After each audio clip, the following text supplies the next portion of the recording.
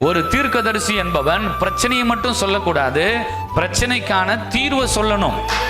இத பார்வோன் கேட்கல, யோசேப்பு சொல்றான்.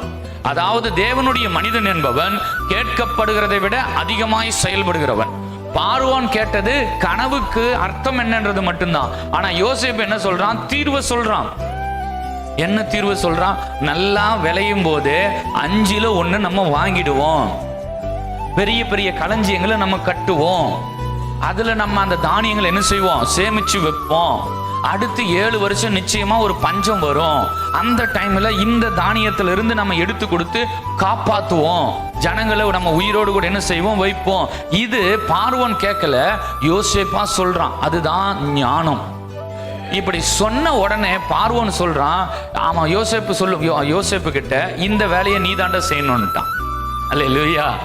யோசேப்பு சொல்றான், இது எல்லாத்துக்கும் ஒரு அதிகாரியை நியமிங்க, அந்த அதிகாரி இந்த வேலையை எல்லாம் செய்யணும்னு. உடனே பார்வோன் பார்த்தான், தேவ ஆவியை பெற்ற இந்த மனுஷனை போல வேற ஒருத்தன் இல்லை, அதனால இந்த வேலையை நீ தான் செய்யணும்.